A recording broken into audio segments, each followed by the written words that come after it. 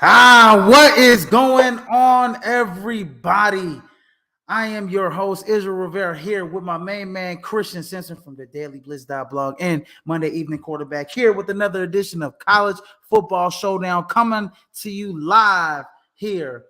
Usually we go on Fridays, but we're doing it this time on Thursdays, ladies and gentlemen, right before Thursday night football. You guys don't want to miss this prelude to the show, to the Thursday night game. But anyways, before we start, please like, share, and subscribe to the podcast here at Prime Sports World on YouTube, Facebook, and Twitch. In case you missed us, you can catch us on all streaming platforms where podcasts can be heard. So you guys don't want to miss us there. I will drop the link into the podcast, into the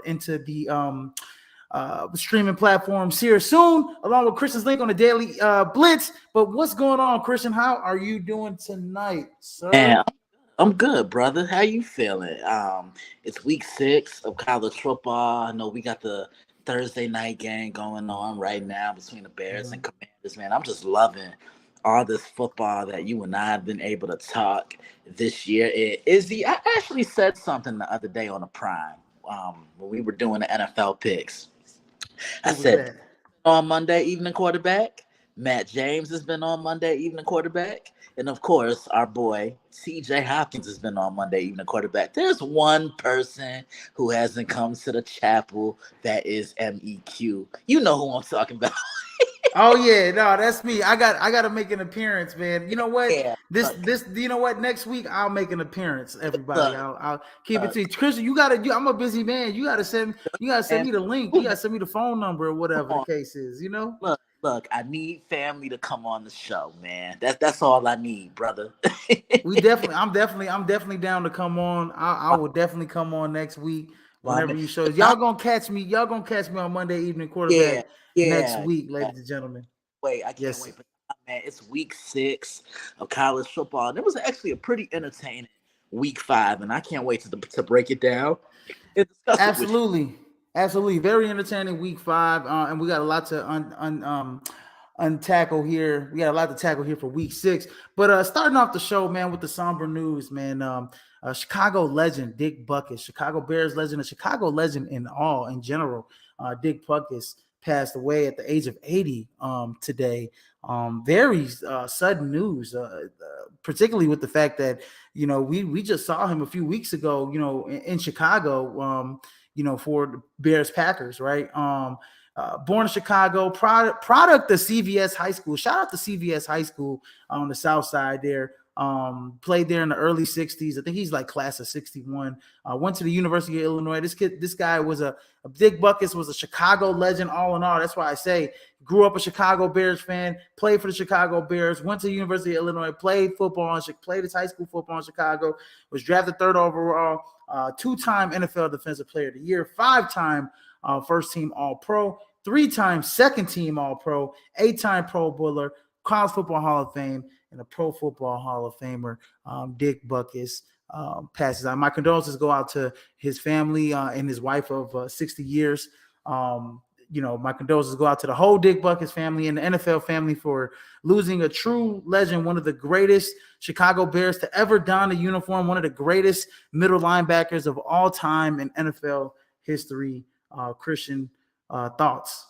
I echo your sentiments about offering condolences. I mean, our sport lost an icon today. You can't talk the history of middle linebackers without mentioning Dick Butkus. And he was the guy that made it popular for middle linebackers to be the most vicious and the meanest players in the middle of your defense and your meanest players on the team as well. And thanks to Dick Butkus, he was physical, he was menacing, he was passionate, he was violent. He opened the door for some other guys who ended up not only becoming all-time greats at the position, but Hall of Famers. I'm talking Jack Lambert. I'm talking about another guy who donned the Chicago Bears uniform, Mike Singletary, the late Junior Seau, may God rest his soul, and the guy who I think is the greatest ever to play the position. You know who I'm talking about, Ray Lewis. And When I look at those four I just listed, they had the same mix of physicality, intimidation, and passion, and they were violent at the line of scrimmage. He paved the way for those middle linebackers, and the sport definitely is hurting today. So my condolences go out to the Chicago Bears family, those who were able to play with him, those who knew him, and yeah, I mean he definitely a legend amongst legends, giants amongst giants. Our sport, we lost Jim Brown a couple of months ago, and now to lose Dick Bucket, this is tough. Yeah, no, absolutely, man. It's definitely tough. And Dick Buckets meant a lot to the Chicago Bears faithful. He was a Chicago Bear through and through. And one thing I will say, man, like you said, everything you said about him being, paving the way for a lot of middle. Sorry about that. My son just messed up my train of thought. Going ahead and getting the ice cream. Nephew, you can't be doing this while we doing the show. Get on out of here. Anyways, but yeah, lost my train of thought there. But yeah, Dick Buckus, paved the way for a lot, like you said, guys. And this is a long list of linebackers in Chicago Bears history. After Dick Buckus, you got Mike Singletary, you got Brian Urlacher. You had Lance Briggs, Roquan Smith, later on, so just a long history of great middle linebackers and linebackers in general for the Chicago Bears. And so, man, he's going to be missed. I mean, and his career was cut short as a Chicago Bear. He had knee injuries, that he played through kind of later in his career. He pretty much retired in his prime at age 31. And, some will say, with the medical, especially with like Gale Sayers too, with the medical advancements of today, those guys would have extended their career a little longer back in those days with some of those injuries. And Dick Buckus is one of those guys, due to that fact. So he's definitely going to be missed out here, in NFL circles and in the football community, as I like to say. And like you said, man, he brought that physicality to the game. I mean, he intimidated guys. Deacon Jones, like he was, intimidated by his peers, but he was also revered, and also praised. I mean, Deacon Jones used to say, Dick Buckus, whenever he hits you, he ain't try to send you to the hospital. He try to put you in the cemetery, So, Dick Buckus was that intimidating. And, I remember seeing some on NFL films, and I just watched it just a little minute ago, where Deacon Jones was like, roses are red, violets are blue. If you know what's good, he said, you'll stay away from Dick Buckus if you know what's best for you. So man, he was one of those dudes, man. And he's definitely an icon. Will be missed in the football community. And I just wanted to start off the show with giving him his flowers here as he passed. I mean, I think we've given him. I don't think I personally gave him his flowers, but I think in all due respect, this was the right time to break it down for everybody. On the pod, when as the news comes along, because he was a University of Illinois legend, he was a Chicago Bear legend, and in the football community, Dick Buckus will truly be missed, ladies and gentlemen. And moving on to week 5 takeaways to move on to the show after such somber news. We have our week 5 takeaways, ladies and gentlemen, and the first one is a thriller that happened between number 20 Ole Miss and number 13 LSU, 55-49. I mean, just incredible offensive display here in this game. I remember texting you, Christian. It was like Jaden Daniels is moving into my top 3 of the Heisman if he could pull this win off. Well, they lost. I mean, he had 414 yards, 4 touchdowns. I think he had a couple scores on the ground too, if I'm not mistaken. Jackson Dart had a good game, 26-39, 389 yards, 4 touchdowns. Jaden Daniels had 99 yards and a touchdown on the ground. Quinshawn Jenkins at 33 carries, 177 yards and a touchdown. There was just offense. It was an offensive fireworks display here, but Ole Miss went ahead and took that game a little late in that fourth quarter and stunned them. And the Ole Miss faithful, the running rebels, they storm the field and pull off the upset. Because with 8:34 left to play, LSU had a 9-point lead. And you know what? Ole Miss came down. They scored 7 points, and then they came down with under a minute left, with a 13-yard pass from Jackson Dart to Trey Harris, and Quinshawn Jenkins running in for the 2-point conversion to make it 49-55 as Ole Miss beat LSU. What are your thoughts on that game? Man, Ole Miss has two of the more underrated players in college football. You just listed them. Jackson Dart.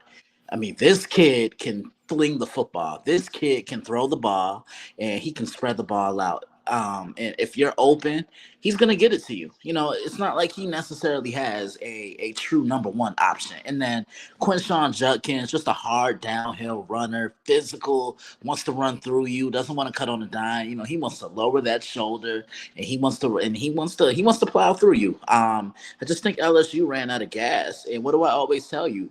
When you're up by that many points, milk the clock. Control the ball, time of possession, control the line of scrimmage, run the football. They can't do anything if the opposing offense is on the sideline, but they just kind of gave Ole Miss a brand new opportunity, and that's why they're victorious in this one.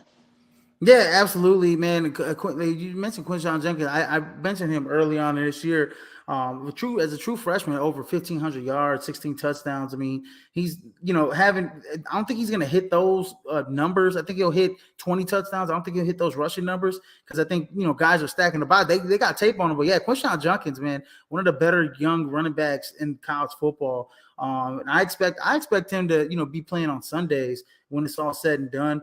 Jackson Dart too. He's revitalized his career. I mean, transferring from USC to Ole Miss. He's like simply seamlessly fit perfect into that Lane Kiffin offense. He's throwing for over 1,400 yards, 11 touchdowns, 2 interceptions. He's looking like the best quarterback in the nation. When Jackson Dart came out, he was the best quarterback in his class. He's looking very much like that here under Lane Kiffin. And then on the other side, man, Jaden Daniels. I mean, despite losing this game, he's still like Jaden Daniels has become one of the best quarterbacks, one of the best offensive threats in football. I mean, his passing ability has been night and day from Arizona State to LSU under Brian Kelly. Over 1,700 yards, 16 touchdowns, 2 interceptions on the season. And then his running ability is just bar none one of the best in the country. I expect Jaden Daniels to be playing on Sundays after this season. So, I mean, hell of a win for Ole Miss to beat LSU at home. I know it means a lot for that program. And they have another tough one. I mean, Arkansas coming into town. Arkansas having a little bit of a down year, but they got to keep their toes on because, I mean, the SEC is a dogfight every single game that they play. So, yeah, the SEC is always going to be a dogfight, Izzy. SEC is always going to be a dogfight, man. Next on my week 5 takeaways, man, I got number 11. My number 11, Notre Dame Fighting Irish squeaked out a late game victory versus number 17 Duke. 21-14, where you saw, Audric Estime, put them over the top there with that run there at the end. And Notre Dame definitely, after losing to Ohio State, they needed to win like this. I was very concerned. I thought that Notre Dame might lose this game here. Duke definitely. I mean, Duke is a tough team. I mean, they played really good. They played really good football. They're physical on defense. Sam Hartman was 15-30, 222 yards, no touchdowns, no interceptions. Riley Leonard had the lone interception in this game, 134 yards, 12 of 27 passing. Didn't do much through the air, but on the ground, 18 carries for 88 yards. He got it done there on the ground. But like you said, man, Audric Estime, 18 carries, 81 yards, 2 touchdowns with the game-sealing touchdown, go-ahead touchdown to put it away. Your thoughts on this game here? Man, it was a physical, low-scoring game, but I think my biggest question mark was, how does Notre Dame bounce back after losing such a heartbreaker against Ohio State the previous week? But Izzy, you know it, and I know it. In this business, you got to be able to put the previous game behind you, whether it was good, whether it was great, whether it was bad, or whether it was just downright ugly. And I gotta give Duke credit. You know, Duke has really shed the moniker. Because when you look, we watch a ton of ACC football, right? And what do we normally see? They usually finesse teams, right? You know, they want to all up and down the field. They want to fly to the ball. They want to take shots down the field. However, Duke has shed that entire moniker. They've been the most physical team in the ACC, and you have Mike Elko to thank for that. Yeah. Remember, I also said in the preview the key for Notre Dame was going to be who? Audric Estime. They fed him Yes.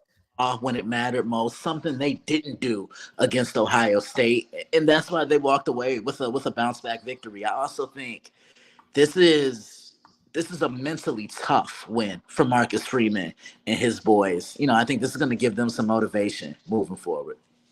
Yeah, absolutely, man. I mean, Duke had that 1 point advantage before Audric Estime scored a touchdown with 31 seconds left. And that was a hell of a, I mean, Audric Estime is a big boy. That was a hell of a move inside the tackle box, in between the tackles to break free and get the touchdown, the game go ahead touchdown.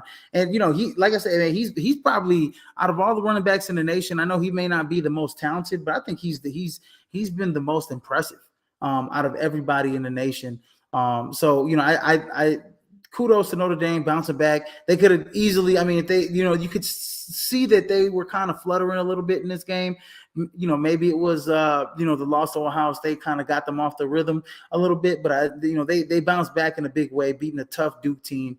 And then they're you know, going against another tough team in Louisville. So yes, kudos, shout out to Notre Dame for pulling out the victory against Duke, keeping their college football playoff chances alive. And then the next game on the slate, we got number 8 USC up in Colorado in Boulder, 48-41. Now this game got a little too close for comfort for SC fans as Colorado, you know, came back here in this game. You know, after being down majority of the game. I mean, they were down 27 points, kind of with 2 minutes left going into the fourth quarter, 2 minutes left in the third quarter. They're down 4 touchdowns in this game, and they bounced back in a big way. I mean, they scored 3 straight touchdowns. I think they forced a interception on Caleb Williams there in the fourth quarter as well. And true freshman Omarion Miller, man, he showed out in this game, man. You know, having a breakout game. I believe he's one of the 4-star guys that came to Colorado. Shedeur Sanders, 30-45, 371 yards, 4 touchdowns, an interception. Omarion Miller, 7 catches, 196 yards, and a touchdown. Jimmy Horn with a couple scores here, 7 receptions, 84 yards, and 2 touchdowns. On the other side, you know, Caleb Williams was doing his thing. He was slicing the dice in all game long, 30-40, 403 yards, 6 passing touchdowns. He almost had a flawless game. If it wasn't for that interception that he threw late in the game, you know, Taj Washington had, everybody was eating. It's just like the Oprah show, right? Everybody gets a car. You get a car, you get a car, you get a car. Everybody was getting touchdowns for USC. Taj Washington, 8 catches, 117 yards, a touchdown. Brendan Rice, 5 catches, 81 yards, 2 touchdowns. Mario Williams, 3 catches, 53 yards, and a touchdown. Dorian Singer with a touchdown. Everybody had a touchdown for SEC as they were blowing away Colorado here. But man, Colorado, shout out to Colorado for staying in the game, fighting, playing all 4 quarters. They could have laid down like a dog here going into that third quarter, being down 27 points, but they didn't. Would have liked to see some better clock management there at the end instead of running the football. I think you keep the ball in Shedeur Sanders' hands, you pass it, you try to get it, you try to score at least with 3 minutes left on the clock. You know, under 2 minutes was just too little, too late. They, you know, all USC had to do was kneel down the ball with that last touchdown. But what are your thoughts on this game and how USC ended this game? I don't trust USC. I haven't since Lincoln Riley has taken this team over. And Izzy, we've talked about this off the microphone. We talk frequently, okay? And we always have thoughts. I think we're always just talking football. And you know what you're going to get from a Lincoln Riley team on the offensive side of the ball. They're gonna stretch the field. They're gonna score with ease. Different guys are gonna touch the ball. If you're open, you're getting the ball. And most importantly, they're going to come away with 6 every time. They're going to drop. They're going to push that football up and down the field. This is Oklahoma West. this is Oklahoma all over again, because for as good as those Oklahoma teams were offensively, what was their struggle? The defense. And when a defense isn't complementing the offense, what does that normally mean? The offense has to sustain long drives just to take pressure off the defense. So in a way, the offense becomes the defense in a way. Mm-hmm. I'm just going to explain it right now. The great defenses in the sport of football, they all have communication. The defense got the four guys on the defensive line. They understand their assignments and what they have to do. And then those guys, they command so much attention to the point where the linebackers are able to roam around freely and swarm to the ball and go sideline to sideline. And then when the front seven's doing their job, what does that mean for the secondary? They're able to play in coverage. They're able to naturally make plays on the ball because the front seven is doing what it has to do. So I just think it's a strong lack of communication and a lack of basic football fundamentals with USC's defense. They're missing tackles. They're missing gap assignments. They're blowing coverages. And most importantly, there's no communication. Yeah, no, absolutely. And you hit the nail on the head on everything. USC, I mean, you know what you're going to get with Lincoln Riley, like Christian said, man. Defensively, it's not his strong suit. It's we saw when he had his Oklahoma teams with Baker Mayfield, with Kyler Murray, with Jalen Hurts. I mean, those teams were all great, but defensively, they just could not get it done. And you're seeing it here in USC. And if it's not a track meet with USC, I mean, good luck, because they're not stopping people. But I mean, one thing I will say is that with this USC defense, they do have the talent. They do have the talent. I mean, they can really, they got what's up, Bear Alexander, who's probably going to be a first round pick. I mean, he's one of the best interior defensive linemen in the nation. I mean, they have guys all over the field, but it's just about keeping that same energy up. I think it says something when you're up 27 points in a game and you let a team like Colorado, get back in it, who's missing majority of their teams, majority of their stars on defense, but you let them come back offensively. Shedeur Sanders slice and dice you pretty much for a whole quarter. It shows that the energy just isn't there defensively for this team, and it's a problem. I honestly called them out and I said I think Notre Dame's going to beat them. I think USC is going to get a loss before. I think Washington. I think they got to play Washington this season. I think Washington's going to get to them.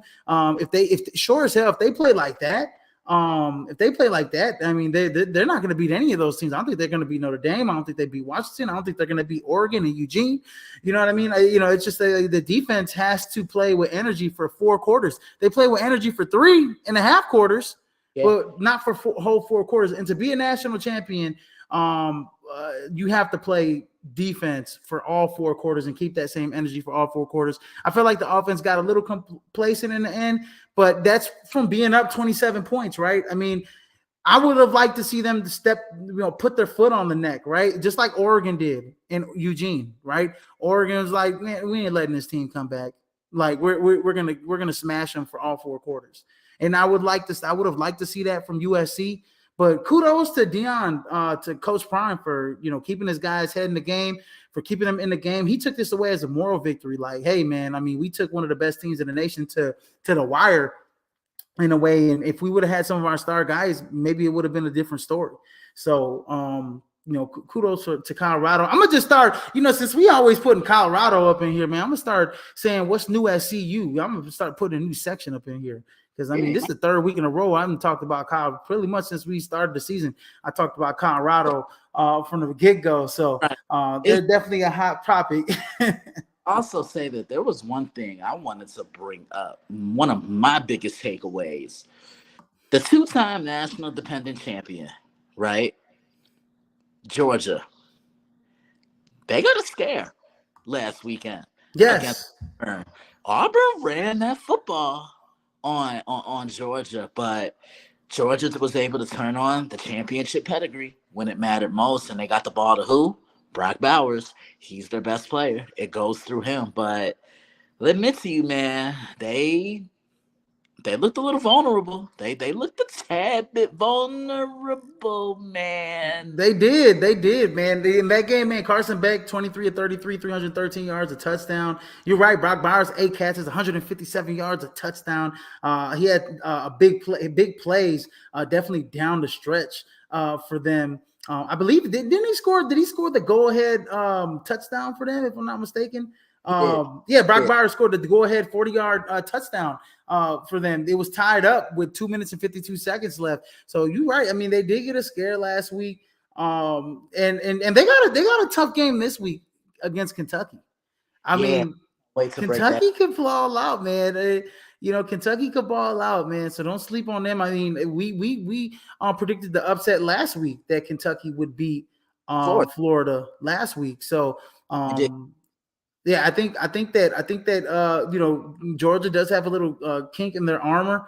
But that championship pedigree showed out last week, as it has done in previous seasons there. So moving on to the week 6 top 25 here, man. Yeah, top 5 pretty much the same. Georgia number 1, Michigan at 2, number 3 Texas. They have a big game, big game. We'll get to that in a second here. Number 4 Ohio State, and number 5 Florida State. All stay the same. The top 7 all stay the same. Penn State, Washington all stay the same. As Penn State and Washington are just looking for Ohio State to lose. They're looking for Florida State to lose. They're looking for Texas to lose so they can jump right into the top 4 and be in that CFP contention. And then at number 8 we got Oregon. They move up a slot, and USC, even despite having their undefeated record, they haven't really played nobody this year. They moved down another slot, down into at number 9. And USC, I mean, they like I said, those games are big,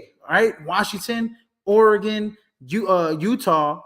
So you got Utah, Washington, Oregon, and Notre Dame. They have to win all of those games, I think, to get in the CFP. That's how weak the front end of their schedule was.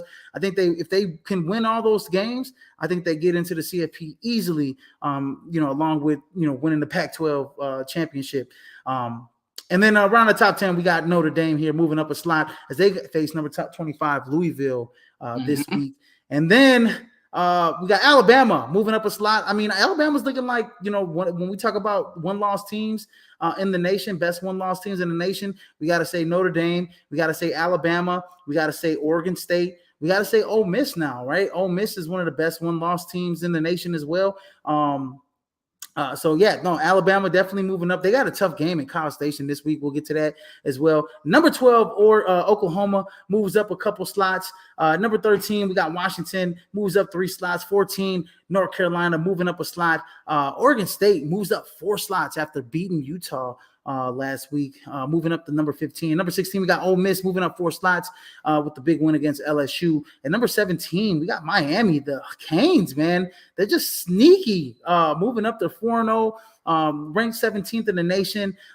They move up a slot, man. They have a couple big games coming down the stretch, coming down the second half of the season. Can't wait to cover those. At number 18, we got Utah moving down 8 slots. Man, you know what about Utah? They have a tough defense, but until Cam Rising gets healthy and starts playing football for them, they're not the same Utah football team as years previous. And it shows. The Pac-12 player offensive of the year is missing on that football team.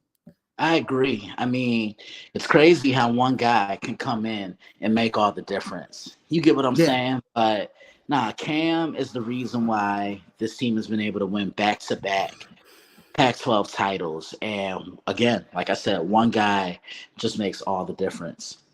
Yeah, definitely, man. And Nate Johnson, I think, was a little banged up in that game as well against Oregon State. So what kind of weird universe we living in? Duke, North Carolina, and Kentucky having good football teams. That's true. Yeah. That's true. You're right, man. It is like an alternate parallel universe, man. And then at number 19, we got Duke moving down 2 slots after losing to Notre Dame. Number 20, Kentucky moving up 7 slots back up into the top 25 after beating Florida, man. That was a big win for them. They literally just did whatever they controlled the line of scrimmage against Florida, ran it down their throats. And yeah, man, that Kentucky football team has been playing very good football, in the last couple years here. in the previous year. So yeah, Mark Stoops got that team playing really damn good football here. Very tough-minded team, and they move up into the top 25 at number 20. At number 21, we got Missouri moving up a couple slots. They have a tough game against LSU. We'll get to that. And at number 22, we got Tennessee moving down a couple slots after beating South Carolina. Then we got number 23, LSU. 2-loss team. Their CFP hopes pretty much dashed after losing that game to Ole Miss there as they move down 10 slots to the top into number 23. And then Fresno State and Louisville round out the top 25 for week 6, ladies and gentlemen. And here we are as our week 6 games to watch. First game on the slate, we got number 10, Notre Dame, going into Louisville and into number 25, Louisville, to play the Cardinals. How do you see this one shaking out? I mean, man, this is another tough road game for Notre. I look at Notre Dame, and to be honest with you, these last 2 weeks that I've seen them play, Sam Hartman hasn't really looked all the best. I don't know what it is. Defenses getting after him. I don't know if he just doesn't have the time to throw the ball, but I know anytime he threw that ball, Mitchell Evans was there. Mitchell Evans was his safety valve against Duke the other day. Then when I look at Notre Dame, when I look at Louisville, they're a fast-paced team. They can run the ball. They have balance offensively, and they have a defense that can get after you. I think Louisville keeps it tough, but I have a feeling that Notre Dame, they're going to come away with this one. Yeah, I got Notre Dame winning. I mean, not to be biased, I just think they're the better team. Sam Hartman, Louisville does play Sam Hartman tough, man. He's 2-3 against them in the ACC.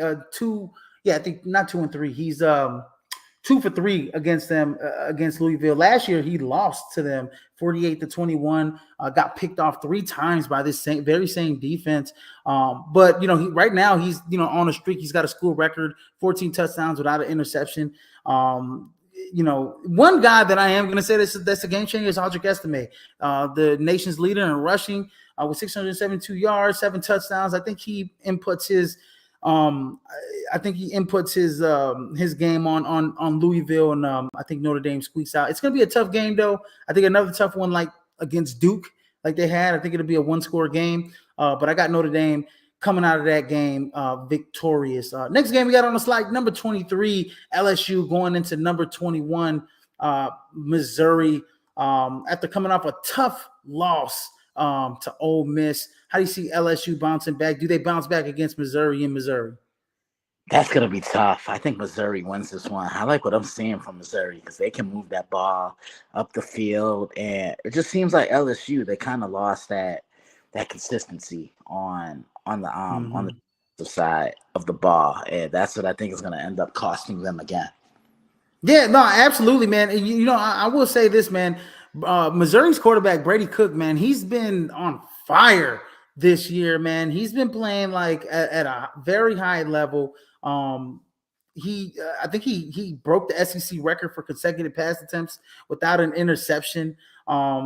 He's thrown 348 passes without a pick so far. He has 19 touchdown passes since his last interception, which was 11 games ago. So Brady Cook has just been playing at an all-time high level. I think I agree with you. I think Missouri gets it done against LSU, even though I think this is going to be another high-scoring game, man. I think LSU is going to come and bring it into Columbia. And I think that I think Jaden Daniels and this Brady Cook matchup is going to be fireworks again this week. So can't wait to cover this one probably next week.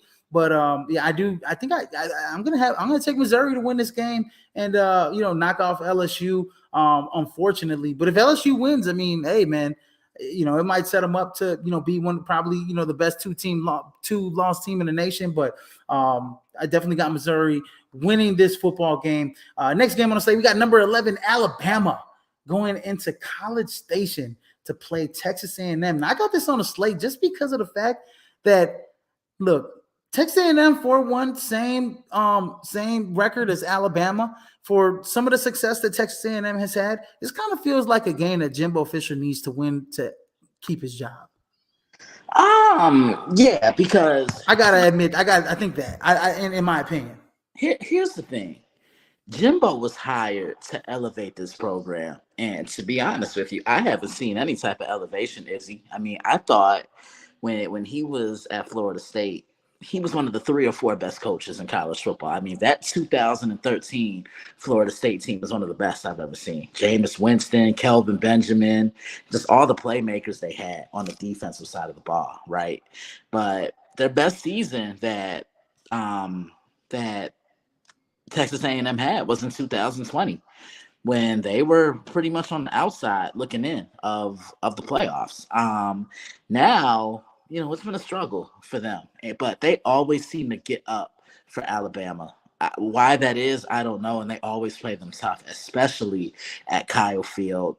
Last week, I thought was Alabama's best performance. Yeah, they looked a little sluggish early on, but they were able to turn it on. And, I know we've had that talk about the quarterback conversation, and I think Jalen Milroe really gives them the best chance to win because you're not going to get it with Tyler Buckner, and Tyler Buckner better than a lot of people do. And I just don't think Ty Simpson is that guy either. No relation, no relation.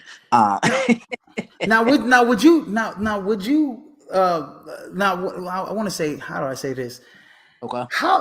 How surprising would you feel if I told you that Texas A&M had the top rated defense in the SEC? That's crazy, but they have the top rated defense in the SEC. I'm not surprised.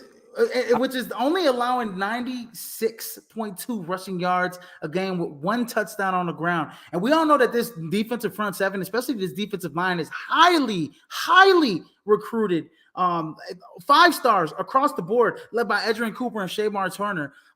They have 4 sacks on the year. I mean, this team has been lights out in the trenches on defense this season. I think that's that's going to be a big matchup. How is this Alabama offensive line going to be able to stop the disruptive forces that Texas A&M has on that side of the field?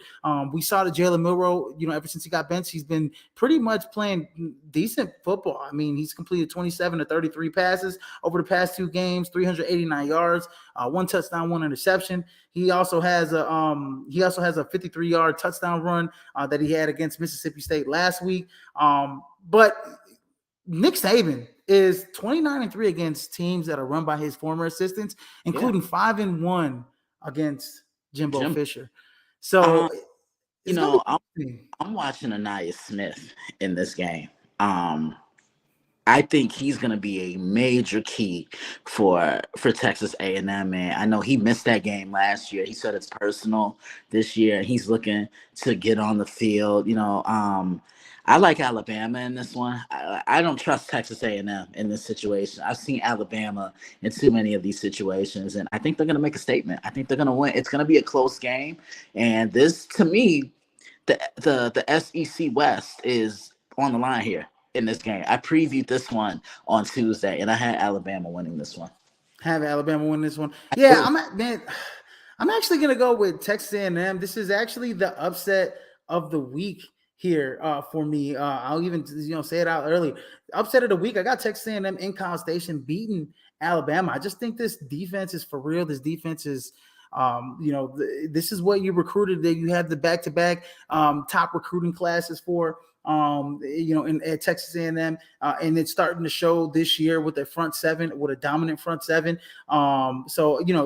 I like Texas A&M to win this game. I think they're going to frustrate Jalen Milroe a little bit.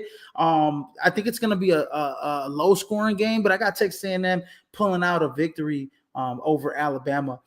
Next, we got number 20 Kentucky going into number 1 Georgia this week. How do you see this one shaking out? I know we talked a little bit about it. Kentucky coming off a big win against Florida, and Georgia kind of coming off a shaky win last week against Auburn. So how do you see this one shaking out? If I'm Kentucky, I'm pretty much studying what Auburn did. I'm coming out with with an aggressive attack, and I'm running that football. They got to come out. They got to pound that rock, and they got to get after Carson back. I think force this game into mistakes. Force him to throw the ball sooner than he wants to. I like Georgia, but Georgia's going to have to earn this one. Kentucky's just not going to lay down for them. Right. I think there's a couple players to watch out for, in my opinion. I mean, Ray Davis from Kentucky had a career game against Florida, rushing for 233 yards and 4 touchdowns. He's going against one of the better defensive, not as dominant as in the last couple years, though, I may say. I mean, not as dominant as Texas A&M. They're allowing 113.4 yards on the ground, which is ranked 37th in the nation for Georgia. So he's one guy that's key for Kentucky. I think if like you said, I come out and I start running the football against Georgia, as much as the success that you had against Florida, you gotta be able to establish the run against a team like Georgia. Because I mean, if you try to get into a track meet with them and you have a couple 3 and outs, and that's when they can really take advantage of you. So you got to slow the game down, make it a slugfest, make it slow the game down. Don't make it fast. I think you need to run the ball a lot with Ray Davis. And then if you're Georgia, I mean, if you're Kentucky as well defensively, how are you able to contain Brock Bowers? I mean, he's looking like he's going to probably win another Mackey Award this year. He's the best player on the field in most games, pretty much in every game that they play, that Georgia plays against their opponents. I mean, he had 157 yards last week and a touchdown against Auburn. I mean, this kid is lights out, and it's how you can try to contain him. You're not going to stop him. But can you try to contain him? Can you limit him? Can you limit the big plays that Brock Bowers has? That's key for Kentucky to win. Run the football and try to limit Brock Bowers. And like you said, get after Carson Beck, who's been playing pretty well for Georgia this season. So yeah. Yes. Yeah, so I think Kentucky has a shot, but they have to do that. They have to slow the game down and kind of make it a slugfest and get dirty in this game. And then we got the last game, which is the game of the week, and I know what's coming. This is the Red River rivalry, baby. Number 12 Oklahoma going against number 3 Texas, and I already know what's coming, Christian. Izzy, I'm gonna need you here. Here we go. Shameless plug number baby. 1, baby, and the only one of the show. Oklahoma's look good this year. I mean, they're balanced offensively, and Brent Venables has his guys that he recruited. I think that was the big problem that they had last year. It's the leftovers, unfortunately, that term with Lincoln Riley. Right now, he has his guys, and I'm really liking what I'm seeing from Dylan Gabriel. And this is the best Texas team I've seen since 2009. And we all know what happened then. They made the national championship with Mac Brown. And I think Colt McCoy was the starting quarterback for the Texas Longhorns that year. And, man, Quinn Ewers, look, he has one Heisman moment already. Mm-hmm. Tuscaloosa and beat Alabama. This, to me, could be the icing on the cake for Quinn's Heisman candidacy. This, surprisingly, what this game always comes down to? And what if I told you this game doesn't come down to who has the more consistent passing attack? This game comes down to who averages more ground yards on the ground. And that's what I'm looking forward to seeing. I preview this one on Saturday. I cannot wait. Izzy, I remember when I previewed this for the first time, and I loved it. That's the thing about analyzing college football as well. As you guys know, I do the NFL too. Man, college football, it's a breakdown a lot of the legendary matchups. And we have blue bloods here. I mean, the ball's going to fly around in this one. And this is the last year that this rivalry is going to be in the Big 12, since both teams are going over to the SEC. Look, it's going to come down to quarterback play, in my opinion. I know that you said that it's not going to come down to the passing attack. It's going to come down to the running game. And I know that Jonathan Brooks is the Big 12's leading rusher right now, but I think it's going to come down to the quarterback play. Who makes the plays at the quarterback? Which quarterback is going to make the plays? Last year, Oklahoma lost. They got routed 49-0. Dylan Gabriel was out with the concussion in this game. Texas hasn't played an opponent starting quarterback since Jalen Milroe this year. They've every single team that they faced has been a backup, right? So this is the first time you see Dylan Gabriel facing Texas after he transferred from UCF. And I think that Dylan Gabriel, man, he's a Heisman Trophy candidate, man. I mean, he's over 1,500 yards passing, 15 touchdowns. He has 4 rushing touchdowns as well. He's a guy to watch out for. He can make a bunch of plays all over the field. Oklahoma has a better defense, a way better defense than what they've had in years previous under Brent Venables. With that being said, I just think Texas has a little bit more talent than Oklahoma, but this is going to be a really close game, man. I think this is going to come down to the wire. I think it's going to come down to the last possession. Whoever has the ball last wins the game, or it may go to OT. Who knows? And also, I think this is going to be like a test of attrition, right? Like which defense could possibly make the last play of the game, right? Is it going to be Texas defense? Is it going to be Oklahoma's defense? I think Texas defense is a little bit more suited to make that play at the end of the game. But, man, I can't wait for this game. This is going to be a hell of a game. I've been talking about Oklahoma all year. Haven't been talked about. And this is a game right here, man, that can vault Oklahoma right back into this college football playoff conversation. Yeah, I mean, there's a lot on the line. There's bragging rights. I mean, this is a true rivalry game. I think this is one of the rivalries in the sport, and it doesn't really get talked about a lot. Both teams are relevant. Once again, both teams into this one sitting at 5-0. There's a lot on the line here.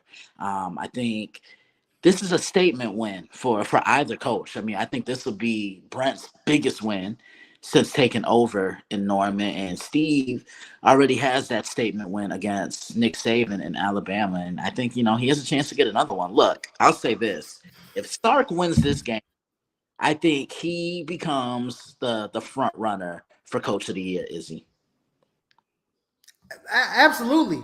The 180 degree turn that Texas has done, from last year to this year has been pretty damn good. I think Sark is definitely in the running for Coach of the Year. I mean, he should win one. I mean, going into Tuscaloosa winning like that, and then beating your rival Oklahoma if he can. I think, and then getting into the CFP, I think he definitely can win the Coach of the Year. I think it does. I think you're right. Hit that nail on the head. I think he will be a Coach of the Year if he does win this game.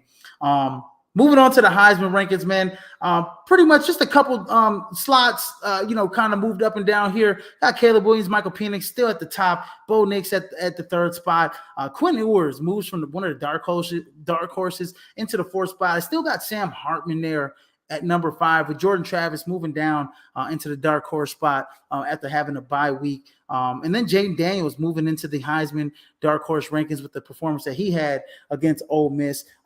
Really looking forward to seeing how he performs against Missouri in this game coming up this week. And then I got Dylan Gabriel, man, who's accounted for 19 total touchdowns so far for Oklahoma. Has got them in the 12th slot. Got them in a nice spot right here. If he can pull out the upset against Texas, he's got Oklahoma right there in the thick of things in the college football playoff race. So big things out of Dylan Gabriel.